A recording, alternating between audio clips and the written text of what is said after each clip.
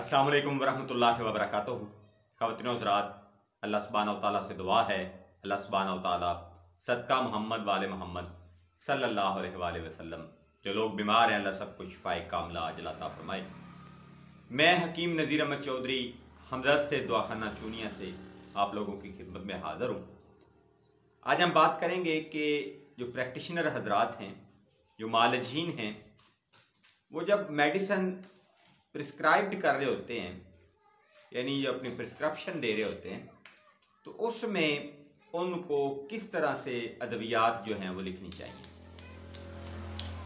अब सबसे पहले तो इखलात के लिहाज से आपको जानना चाहिए कि अगर खिलते सफरा की ज़्यादती है तो आपको अदरारी अद्वियात लाजमी लिखना होंगी, यानी पेशाब आवर अद्वियात आपको लाजमी लिखना होंगी।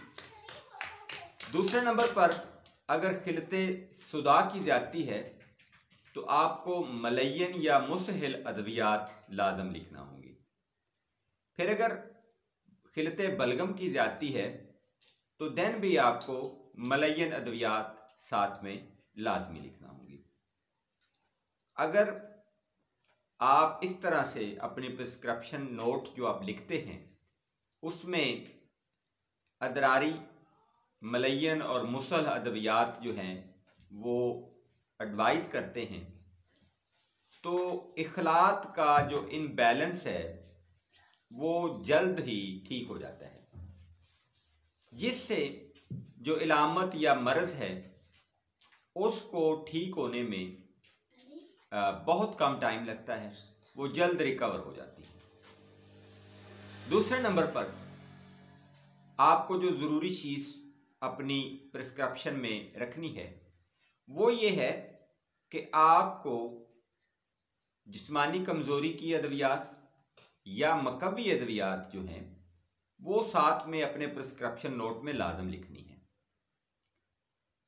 जैसा कि किसी भी मर्ज़ के अंदर इंसान का जो जिस्म है वो कमज़ोर हो जाता है, निज़ाम खून में प्रॉब्लम आने से या फिर कहीं पे ब्लॉकेज होने से या किसी इन्फेक्शन या बैक्टीरियल इन्फेक्शन की वजह से या किसी भी डिजीज़ या अलामत में जब किसी भी पेशेंट को अमराज का सामना करना पड़ता है तो उसकी इम्यूनिटी वीक हो जाती है, कुव्वते मदाफ़त कमज़ोर हो जाती है, जिस्मानी तौर पर उसको कमज़ोरी हो जाती है।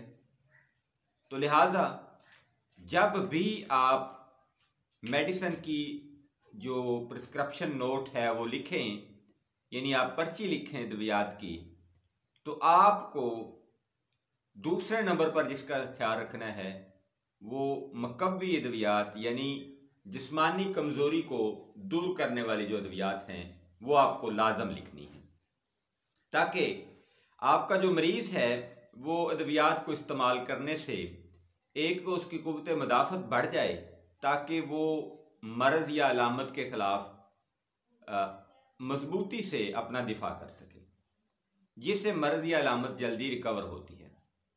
तो ये दो चीज़ें होगी जी, ये जर्नल चीज़ें हैं। अब आते हैं कि तीसरी जो मेन चीज़ है वो आपने मर्ज़ के लिहाज से देखना है कि अगर खुदा न खास्ता किसी को कोई सिज़ेरियन डिजीज़ है तो आप उसकी जो हिस्ट्री है उसको मद्देनज़र रखते हुए अद्वियात का जो दर्जा है वो सिलेक्ट करेंगे। जैसा कि मैं अपने पहले व्लॉग्स के अंदर ये अर्ज़ कर चुका हूँ कि हर्बल अद्वियात के भी दर्जे होते हैं। कुछ अद्वियात जो हैं उनको आप मुहर्रक अद्वियात कह सकते हैं और कुछ अद्वियात को आप मुहर्रक शदीद अद्वियात कह सकते हैं, और कुछ अद्वियात जो हैं उनको आप मलयन और मुसहल अद्वियात कह सकते हैं, और कुछ जो है वो मकवी और अक्सीर अद्वियात हो सकती हैं। इसके अलावा अद्वियात या मफरूदात जो हैं उनका दर्जा अव्वल, दोम, सोम और चहारम जो है वो भी हमें ज़हन में रखना होगा। तो अगर कोई डिजीज़ पुराना है, सजीरियन है और मरीज़ ने बारहा बार अद्वियात का इस्तेमाल किया है, तो आपको सबसे पहले उसकी प्रिस्क्रिप्शन नोट लिखने से पहले आपको उसकी हिस्ट्री के बारे में जानना बहुत ज़रूरी होगा कि उसने किस कैटेगरी की, किस लेवल की अद्वियात ऑलरेडी इस्तेमाल की हुई हैं। उसके बाद जाके आप उसकी जो प्रिस्क्रिप्शन नोट है वो लिखें। फ़र्ज़ करें कि उसने पहले दर्जा अव्वल की अद्वियात इस्तेमाल की हैं, तो आप उसको दर्जा दोम की अद्वियात इस्तेमाल करवाएं। या फिर आप ऐसा कह लें कि अगर उसने पहले मुहर्रक किस्म की अद्वियात, यानी जो ऑर्गन को मुतहर्रिक करती हैं, वो अद्वियात उसने इस्तेमाल की हैं, तो आप उसको मुहर्रिक शदीद अद्वियात इस्तेमाल करवाएं, ताकि वो अद्वियात की जो पोटेंसी है वो तेज़ हो जाएगी। होम्योपैथिक में इसको पोटेंसी कहते हैं। तो वो पोटेंसी तेज़ हो जाएगी, जिससे क्या होगा कि वो जो पेशेंट है उसको रिलीफ मिलेगा। ये तो तीसरी इम्पोर्टेंट चीज़ हो गई। अब चौथी जो इम्पोर्टेंट चीज़ है वो ये है कि मर्ज़ की जो नोयत है उसके साथ साथ आपको मर्ज़ को भी मद्देनज़र रखना होता है। अब नोयत से मुराद तो ये था कि वो मर्ज़ अभी हुआ, कुछ अर्सा पहले हुआ या ज़्यादा अर्सा पहले हुआ, लेकिन मर्ज़ क्या है? बाज़ दफ़ा ऐसा होता है कि जो इन्फेक्शन या मर्ज़ होता है वो बहुत ज़्यादा, अगर उसको इजी ले लिया जाए तो जानी नुकसान हो सकता है। मिसाल के तौर पर अगर किसी को हैज़ा है तो फ़ौरन से आपको उसका ट्रीटमेंट करना होगा। तो ऐसी अद्वियात देनी होंगी जिससे उसका जो डाइजेस्टिव सिस्टम में जो प्रॉब्लम है डायरियल इन्फेक्शन की वजह से, उसको जो वॉमिट हो रहा है या फिर उसको जो लूज मोशन पास हो रहे हैं, तो उनको फ़ौरन बंद करना होगा। ये नहीं है कि आप ये कहें कि जी नहीं 4 घंटे में या 6 घंटे में या 8 घंटे में आप उसको बंद करें, तब तक वो जो पेशेंट है उसका बहुत ज़्यादा नुकसान हो चुका होगा। इस तरह से अगर किसी को ब्लीड हो रहा है, ब्लीडिंग हो रही है, चाहे ख़वातीन हैं चाहे मर्द हैं, तो कई ऐसे डिजीज़ हैं ख़वातीन के भी जिनमें ब्लीडिंग बहुत ज़्यादा होती है। तो अगर वो बहुत ज़्यादा ब्लीडिंग है तो वो नुकसानदेह है। तो सबसे पहले वहाँ पे हाबसे दम अद्वियात आपको इस्तेमाल करना होंगी।